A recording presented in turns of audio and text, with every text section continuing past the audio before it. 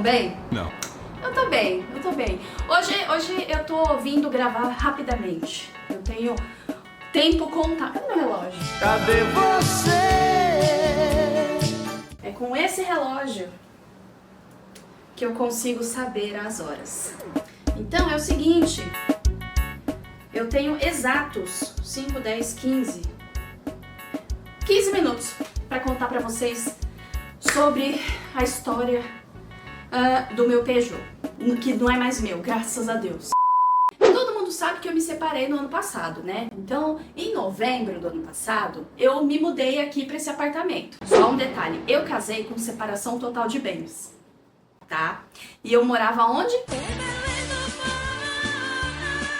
Sim, não era na minha casa. Era na casa do ex-marido, né? E aí, o que eu precisei fazer? Eu tinha um carro que era um Renegade, maravilhoso, lindo, preto, bonito. E aí eu decidi vender para comprar um outro carro. Só que precisava ser mais ou menos na faixa de 20 e poucos mil. Ele precisava ser automático por conta da minha carta. Eu tenho uma carta que ela é PCD. E lá tem um Gzinho na observação, né? Eu consegui essa carta, né? Por conta da minha perna. Antônio Nunes? Por conta da minha perna, porque eu fiz cirurgia do coração. Tô até cansada. Porque eu fiz cirurgia do coração. E aí eles tiraram safena do braço. Tá vendo aqui? Dá pra ver? Dá pra ver aqui? Hã? Aqui? Tá vendo? Tiraram a safena do... Safena não, desculpa. Aqui é radial, não é safena. Safena é da perna e mamárias. Então eles fizeram, né, 5 pontos de safena. Mas é um assunto ponto momento, tá bom? Consegui lá minha carta PCD por conta disso. Um dia eu entro em mais detalhes, mas precisa dirigir carro automático. Se a polícia me pega dirigindo um carro que não é, que é manual, eu posso ter o carro até apreendido, né? Não sei se eu fiz bom negócio, mas vamos lá, né? O que eu pesquisei dentro da faixa de valor que eu queria, ou era um Peugeot, sim, meu pai avisou, ou era um Citroën, que meu pai avisou também. Essas eram as minhas opções automáticas mais em contas que eu poderia ter. Fui numa loja, cheguei lá e vi o Peugeot. O Peugeot que eu vi, que é o que eu comprei, né? Eu vi o Peugeot e vi o Citroën, que é aquele C4 Palace, né? Eu só não peguei o C4 Palace porque ele tava com um cheirinho assim de cigarro e também ele tava com um monte de bolacha moída dentro do porta-luvas. Aí eu te digo, você vai vender um carro e você não vai limpar o carro antes de colocar pra vender? Foi o que eu pensei. Aí eu falei, não vou pegar outro que é mais limpinho. Acho que o meu critério de compra foi só a limpeza do carro. Realmente o carro tava bonitinho e tal, né? O Passion, ele é aquele sedã 207, né? 2011, automático. Aí eu falei, achei o carro o quê? Da minha vida, dos meus próximos 5 anos. E eu achei o quê? Na verdade, um grande de um problema. Dei a entrada no carro, eles falaram pra eu pegar o carro na quarta-feira, isso era num sábado ou num domingo. Quarta-feira pode vir retirar o carro. Aí na quarta-feira eles me ligaram. Vai estar pronto na quinta. Aí na quinta-feira eles mandaram mensagem. Olha, na verdade vai estar pronto na sexta. E aí depois de muito sufoco, de algumas ameaças também, eu falei pra eles que se o carro não tivesse pronto no sábado, eu não iria pegar mais o carro, iam ter que devolver o valor da entrada. Aí eles falaram que ia estar pronto no sábado à tarde, porque ia ser de manhã. Deram um jeitinho lá, à tarde eu tava lá. Por que demoraram tanto? Porque eles tinham que arrumar uns negócios de umas luzinhas atrás do carro, que eu falei, poxa, tá, né, pode arrumar isso aqui, né, tá meio que, né, e tinha umas outras coisas lá pra arrumar. Aí, Amanda, mas você fez test drive? Fiz o test drive, lá mesmo no estacionamento, onde eu digo pra você, não faça test drive em estacionamento. Pegue uma pista, ande mais de 50 por hora. Se eu tivesse andado a 60 por hora, eu ia descobrir que o carro estaria assim, ó. Ó o carro como tava, 60 por hora. Ele tava assim. Aí tinha que puxar, segurar firme e rezar, né? Pra ele não capotar. Tava com problema na direção, mas eu só descobri depois. Esse carro realmente é muito complicado. Consegui, depois de uma discussão lá, não tava, né? Falaram que ia fazer arrumar uma coisinha básica lá, não arrumaram, já fiquei meio descontente porque também demorou, enfim. E aí retirei o carro, já não tinha combustível, né? Então falei pro meu pai, vamos parar meu pai tava com o carro dele, a gente foi no posto pra abastecer o carro. Chegamos no posto, abasteci o carro, meu pai falou, coisa de homem, né? Porque eu jamais falaria isso. Vamos dar uma olhada aqui no óleo. Vamos ver como é que tá esse óleo aqui. Aí o cara foi lá, abriu. Sabe quanto tinha de óleo no carro? Nada. Você sabe o que isso significa? Senhora, menina, moça, jovem mulher. Isso significa que o carro, o motor pode fundir. E aí ele não anda mais. Nunca mais. A não ser que você pague muito dinheiro pra resolver esse problema. Enfim, não tinha nada, tinha uma gota de óleo. Então, colocamos óleo, reclamando, né? Puta que pariu. Olha, o cara entregou o carro sem um pingo de gota de óleo dentro do negócio. Me preocupei em olhar na loja? Não. Me preocupei em solicitar um laudo cautelar, minha querida? Não. Levei alguém de confiança? Levei meu pai. Meu pai falou o quê? Não compra Peugeot. Mas na hora que meu pai viu o estado do carro, aparentemente, ele falou, tá muito bom. Olhando assim, tá muito bom. Então a gente pegou. Eu não levei nenhum mecânico, nenhum. E aí começa a grande batalha da minha vida, nesses últimos meses. Bom, enfim, aí lá colocamos o óleo. Cheguei em casa no dia seguinte, eu ainda não tinha mudado pra cá, eu ainda tava lá na outra casa. No dia seguinte descobri que praticamente todo o óleo que a gente colocou vazou tudo, ou seja, tava com um vazamento. Descobri esse vazamento de óleo, entrei em contato lá tinha 2 atendentes, né? Tinha o dono da loja, né? Mas eu fiz negócio com 2 pessoas específicas. Então dessa vez eu fui lá e deixei o carro lá. Eles falaram que estaria pronto dentro de 2 dias. Eu deixei o carro lá, acho que foi no final de semana, só ficou pronto na semana seguinte. Busquei o carro, resolveram o problema, né? Mas lembrando que quando eu tirei o carro lá da concessionária, da loja, eu percebi que estava sem buzina. Só que nesse dia do vazamento, eu esqueci de falar pra eles arrumarem a buzina. Eu não sei se eu esqueci ou se foi, sabe? Tipo, depois eu arrumo. Buzina, eu achei que buzina era um negócio muito simples. Mas não é não. Não é não. Não é tão simples assim. Não pra esse carro que eu peguei. Passado algumas semanas, eu tava meio com medo, assim, um pouco de receio de dirigir esse carro. Tava dirigindo meio ali com cuidado e tudo mais, né? Aí o carro também tava sem buzina, levei o carro pra ver a questão da buzina, o cara falou, tem buzina, tá funcionando a buzina, e a gente tem um rastreador no carro e talvez seja o rastreador que esteja instalado de alguma forma que tá, né, afetando justamente a buzina. Aí eu falei, bom, vou arrumar em outro momento, né, porque eu já tinha o quê? Acabado de me mudar aqui pra essa casa. Esse problema de puxar, eu entrei em contato lá com a loja. Por quê? Porque quando você compra um carro de loja, você tem o quê? 90 dias de garantia, que não foram cumpridos. É que eu só pesquisei depois, sabe? Por quê? Eu comecei a falar, olha, o carro tá puxando, vai dar algum problema, vai dar algum BO, e eu preciso resolver essa questão desse carro, né? E aí eles falaram, olha... Vê com o mecânico da sua confiança, Amanda, e retorna aqui, passando pra gente o orçamento dele pra esse carro. E foi o que eu fiz.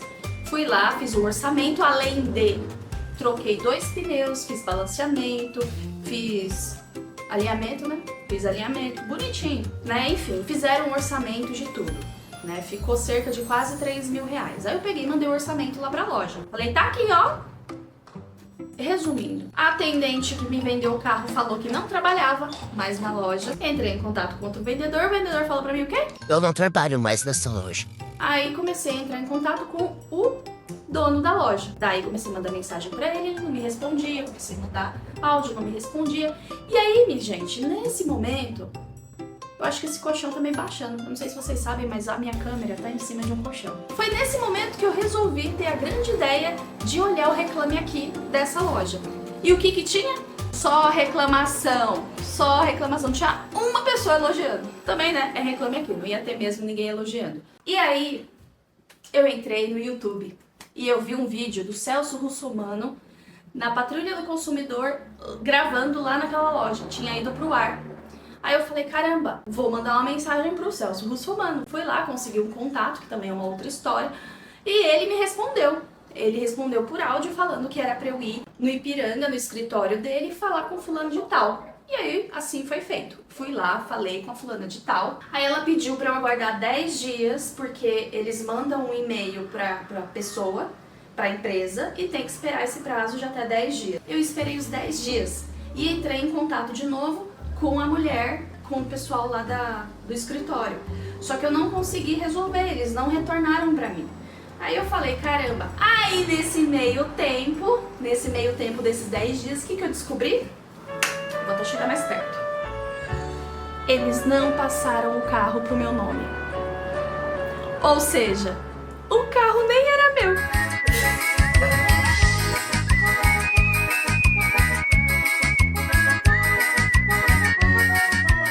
Foi nesse momento que eu falei assim, eu vou lá na loja e eu vou resolver por minha própria conta. Quando eu cheguei lá, cadê a loja que me vendeu o carro? Não tinha loja.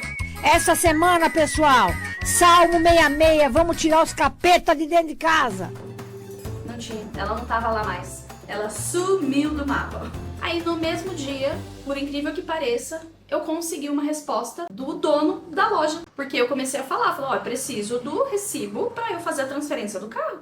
Sem esse recibo, o carro não é meu, seu louco. Aí ele pegou e falou que a empresa foi decretado falência e que ele ia pedir pra alguém entrar em contato comigo pra pegar o meu endereço pra poder mandar o recibo de compra e venda. Aí passou uns 15 dias mais ou menos de muita reclamação, de, sabe, sem saber se eles iam enviar, preocupada, eles mandaram o recibo. E aí foi quando um dia eu peguei e fui lá buscar o Léo na escola. Peguei ele na escola, estava de carro com o meu Peugeot 207. Fui fazer a curva numa rua, para entrar numa rua, e eu fui para um lado. E a roda e o pneu foi para o outro.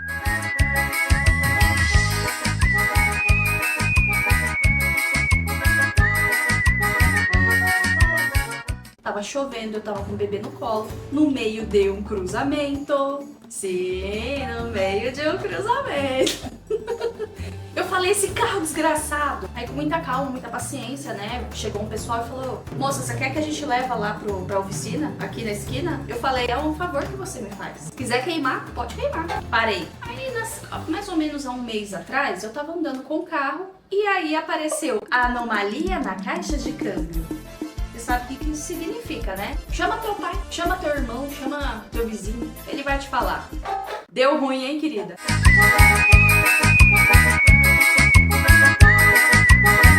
O que eu pensei? Agora lascou. Pra você ter uma noção, né? Quando dá problema no câmbio, assim, automático, de um Peugeot, você tem duas opções, né? Ou você abandona, ou você encara. Se for muito barato, é uma questão de óleo, uma troca de óleo, tá? Mas o barato é caro. Bom, ou é alguma coisa mais grave. Falei, eu não vou levar pra arrumar esse carro. Aí tinha dia que eu ia 20 por hora trabalhar, voltava, ele tava rodando. Aí no outro dia eu percebia que ele ia, dali a pouco ele parava, não trocava de marcha e eu no meio do quê? De uma avenida, de um cruzamento, entendeu? Mas é nessas horas que a gente usa o pisca-alerta. Acho que a melhor coisa é eu colocar o carro pra vender. Eu coloquei metade do valor que ele vale. O senhor, né, que eu falei no outro dia, no vídeo, ele comprou o carro, ele pagou as dívidas que tinha, né? Fizemos lá tudo pelo poupa-tempo ali no digital, ali deu tudo certo. No digital, no aplicativo, né, deu tudo certo. E aí passou 2 dias, ele entrou em contato e falou, não, eu quero que você devolva o dinheiro porque o câmbio vai ter que trocar e custa 13 mil pra trocar o câmbio. Eu deixei bem claro pra ele. Então eu falei pra ele, respondi a filha dele e os dois começaram a me ameaçar, falando que eu agi de má fé e que eu seria processada, né? Vamos colocar no lugar desse cara que comprou o carro.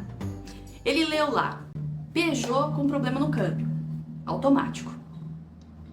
Não sei o que é. Fica aí o seu critério se você quiser. Assuma esse risco, assuma essa bomba. Você vai comprar? Não vai não! O meu pai não compraria. Ele comprou, depois veio colocar a culpa em mim que eu enganei ele. Eu não enganei ninguém. Problema na caixa de câmbio.